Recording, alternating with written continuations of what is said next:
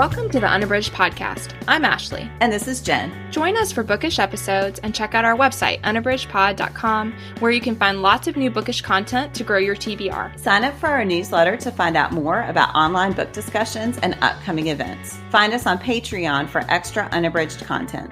Join us on Instagram and Facebook at unabridgedpod and message us there or see our website to get plugged into the Unabridged community. You want opinions about books? We've got them. Hi, and welcome to Unabridged. This is episode 249. Today, we are going to do our recs for each other for 2023. So we have definitely done book recommendations for each other in the past, but it's been a while. So we wanted to circle back around and recommend some books. Before we get started for that, I wanted to remind you that we are really amping up our Patreon this season. We have a new episode every month for Patreon subscribers, and we are doing that because we love you all and we love recording things, but also because we are trying very hard to cover our costs, and we are kind of a long way from that. So that's why we're doing that. So we appreciate your support so much. If you are loving the podcast and you would like to help us, Patreon is the place to do that. You can go to patreon.com/unabridgedpod. And for $5 a month, you can get an extra episode every month. And we do some other fun things too. We've been trying to kind of think about things that would be kind of a level up for people who love listening. So sometimes we have some other bonuses. Jen shared our personal brackets on there when we were doing that in January. We have done some bonuses where we add on a little bit extra for episodes. But in general, we really appreciate your support, and we are just trying to smooth out the process of covering costs for the podcast so that we can keep bringing this content to you all. Before we get into our recommendations for each other, we are going to do our bookish check-in. Jen, what are you reading? So I love Colson Whitehead's work, and I have this kind of loose goal of being a completionist and reading all of his books. And he has a backlist, but I've actually read a lot of them, so it's only a few books that I need to knock off my list. So I am currently reading Apex Hides the Hurt, which is one of his earliest books. I think it was his third novel. And it's a pretty slim little book. You know, some of his are longer than others. This is a slim little book. And it is so, I feel like the satire is high with this one. So this is about an unnamed protagonist who is a nomenclature consultant. And basically people hire him to name things. And he worked at a company that was what they did. And there is this mysterious thing that I still don't know what happened that he's no longer working there, and he somehow lost a toe. And I think those two things are associated, but they end up referring this situation to him. So he travels to this town called Winthrop, and they are in the middle of potentially renaming the town. And basically, his job is to decide which of three options they're going to go with. So Winthrop is a town that was founded by Black families.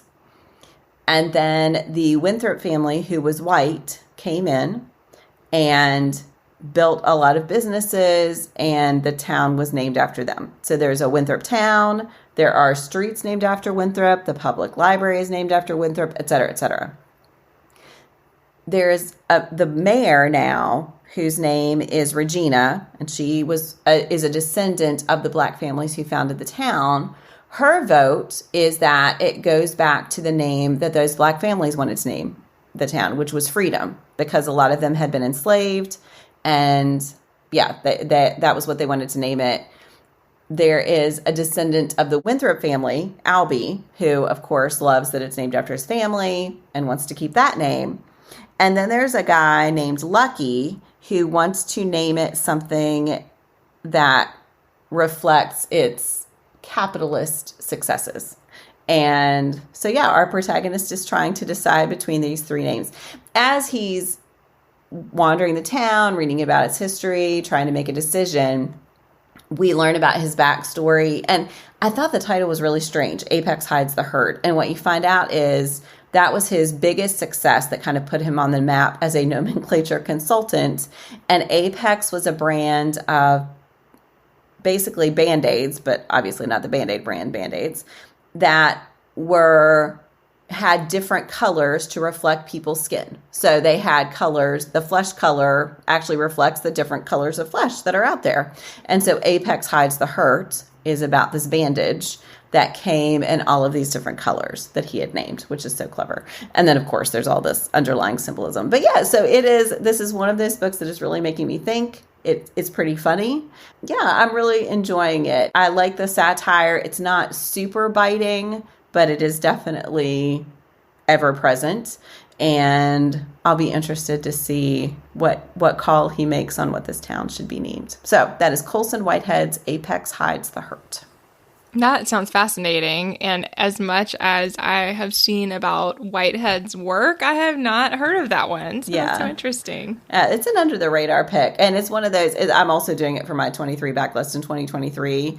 I've had it on my shelf. I picked it up at the Green Valley Book Fair forever ago, and it's just been sitting there. And yeah, I'm glad I picked it up. How about you, Ashley? What are you reading? So one of the books I'm reading right now is Tracy Deon's Bloodmarked. So many listeners know this is the second in the Legendborn series. And I will say, just in case you are wondering and waiting to start this one, I was worried because I had read Legendborn quite a while ago. And so I was worried that I needed to reread Legendborn, but then I was intimidated because they are long. So even though they're fast moving, they are not short books. And then I started this one, and I think that Deon does a great job of anchoring the reader. So if you've been waiting on Bloodmarked, wait no more. I felt like it was totally fine. I think that, I don't know if you could speak to that too, Jen. Yeah, I did the same thing. Yeah. Okay. Yeah, I just felt like I really hesitated. I was so excited when I had pre-ordered. I was so excited when I got it. And I was like, oh gosh, I've got to go back and reread Legendborn, or I'm not going to remember all the details. And she just does a great job of anchoring you without feeling like you're rereading Legendborn.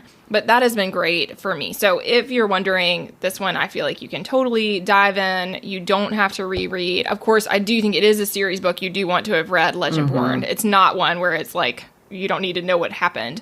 But I do think if it's been a while, no problem. Anyway, I don't want to spoil anything, but this does pick up right where Legendborn ends.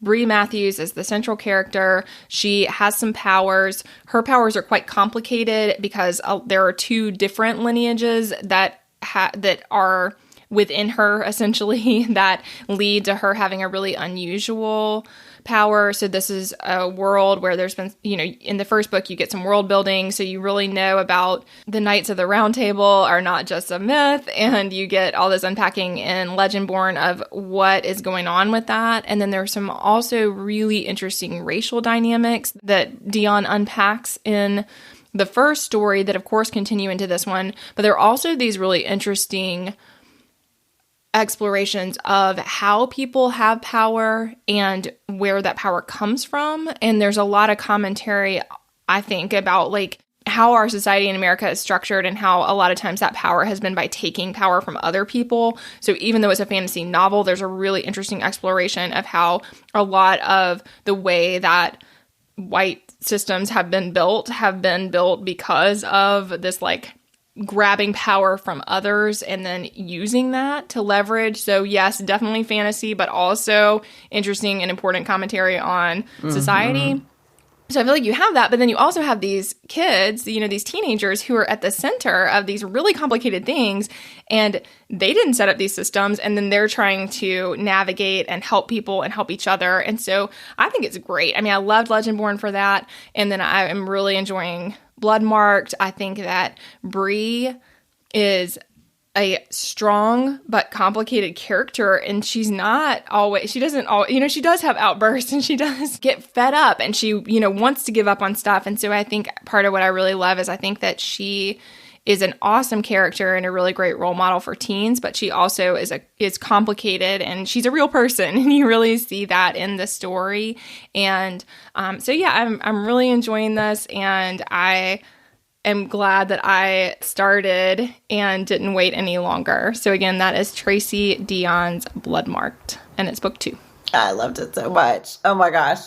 Yeah, that book, I did the same thing. I kind of waited a while because again, it's a chunky book. I knew I would want to read it quickly, so I kind of waited till I thought.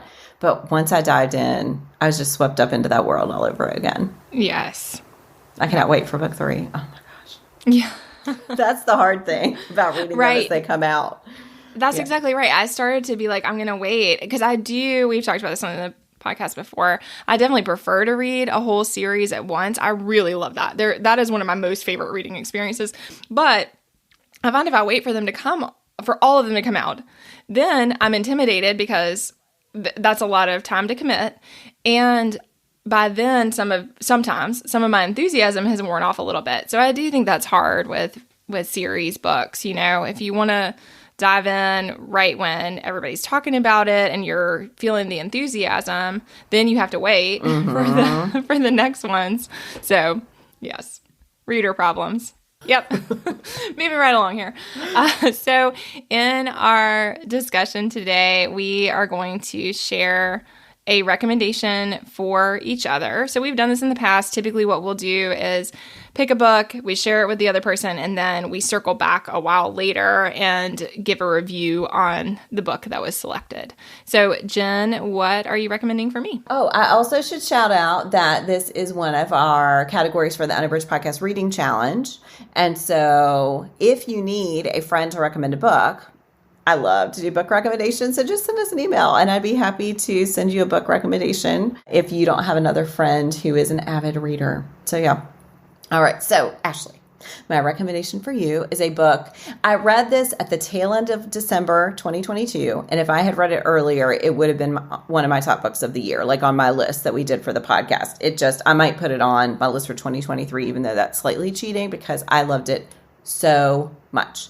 So it is Sarah Novick's True Biz, which I listened to on audio, and that's going to sound strange here in a minute, but I absolutely love the audio. It's narrated by Lisa Flanagan and Kaylee O'Griffith.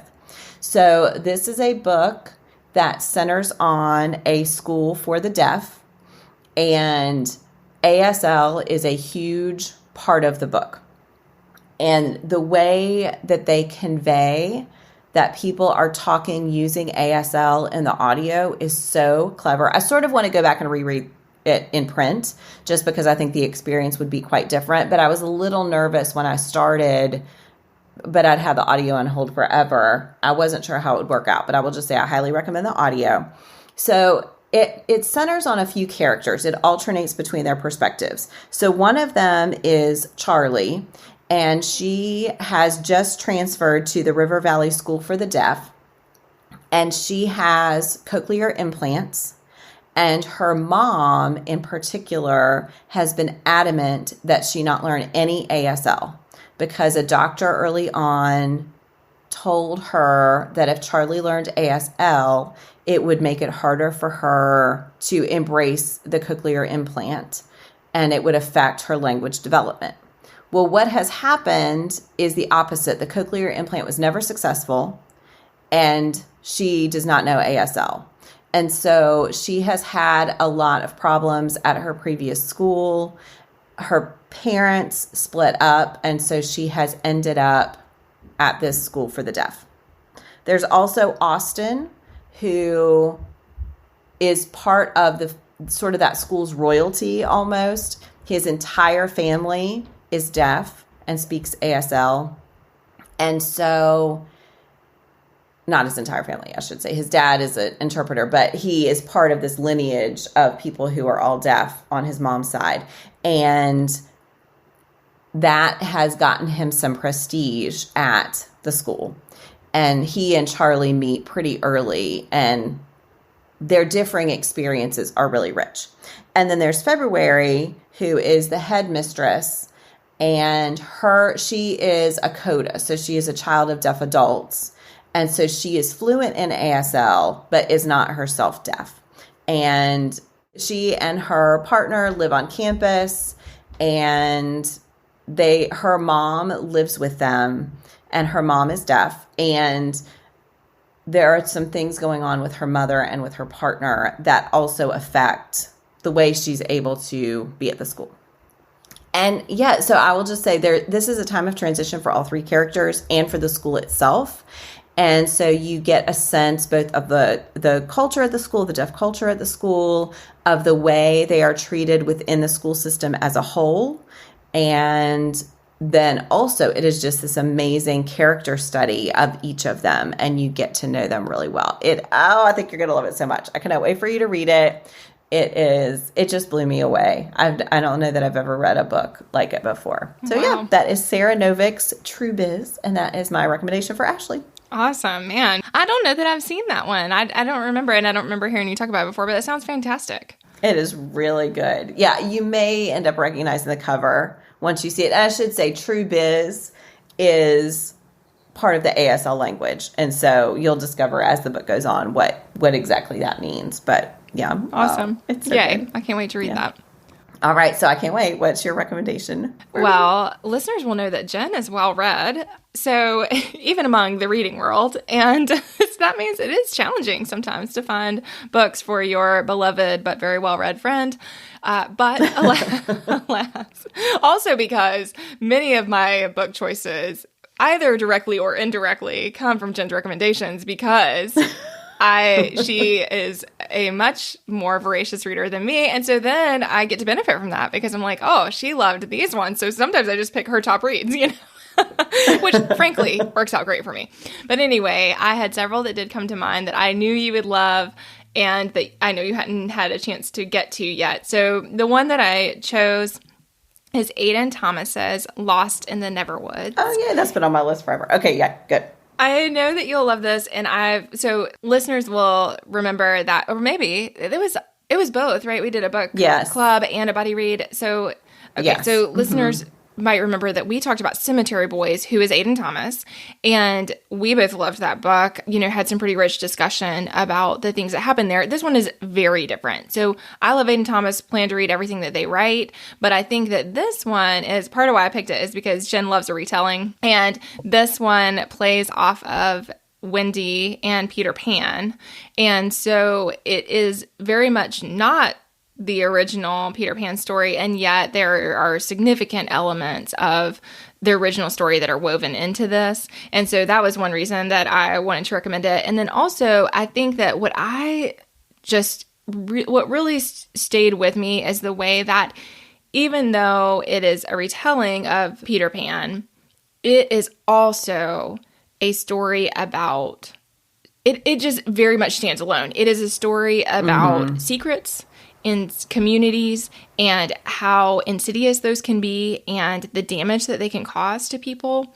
And so a lot of it is about, at the very beginning, we know that Wendy's brothers have disappeared in the woods and they've been gone for 5 years. And so we know that they have been missing. They've been missing all this time. And a lot of the book is the unpacking of that situation and what happened to them. And yet Wendy does not want to deal with it. I mean, a lot of the way that she has carried on in her life is by trying not to focus on the past and trying to just move forward. And so a lot of the story is about her trying to get away from that event and instead look in the other direction, and then how that can be problematic. And so I just thought it was so well done. I absolutely loved it. And then I think also we always talk about how when authors can do different things really well, I just admire that. And so I think here we see Aiden Thomas do something very different than what happens in Cemetery Boys, and yet do it with, so much style. And it's just such a great book. So I wanted to recommend that one for you. So again, that is Aiden Thomas's Lost in the Neverwoods. Yay. I'm trying not to clap because I know it'll be bad for the audio, but yay. I'm really excited. Yeah, I think you can't go wrong there. But I know that you'll love it, but I think that sometimes it's fun to have the opportunity to read something because, you have your friend recommended it, or we enjoy that with buddy reads and our book clubs, that it's something I want to read anyway, but kind of gives me it helps me choose that over something else. So that's why I picked that one. Yay. Thank you, friend. Well, and like Jen said, that is on our challenge. If you don't have somebody who would recommend something for you, or just for whatever reason, sometimes I think it's hard to ask someone to recommend you a book. There's pressure for the person. So that is something that we definitely do. So again, you can just message us on social media at Unabridged Pod and we will recommend things for you. Or you can drop us an email and we would be happy to. If we don't know, some of you we know quite well. If we don't know you quite well, we can't tell, we don't know your style, then we might have you give us a couple of books that you have enjoyed. And then that way we can help find something. But we would be happy to do that. We are starting something new today. Yay. Yay.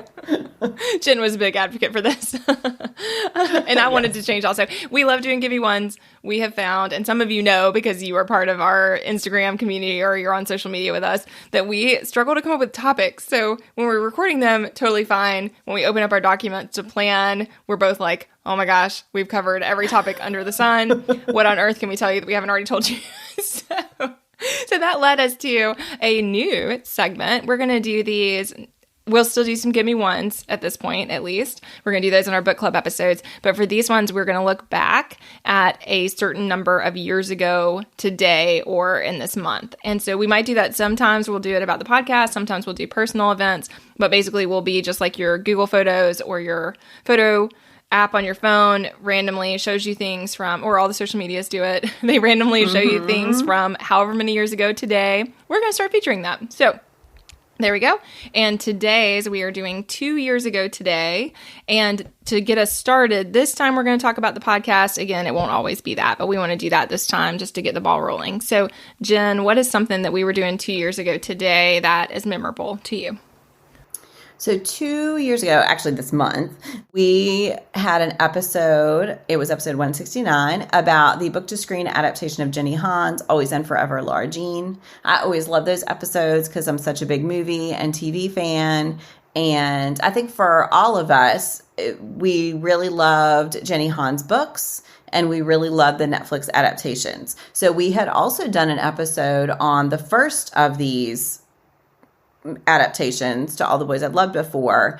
And then this is the third book and movie in the trilogy. So technically the movie is called To All the Boys, Always and Forever. And then the book is Always and Forever, Laura Jean. So yeah, I think it's just always fun to chat about both a book we love and then to see what we think of the adaptation. I will say we have moved these episodes over to Patreon. So if you're interested in adaptations as well, you could consider supporting us on Patreon, which Ashley talked about at the beginning of the episode. But yeah, so that was 2 years ago this month.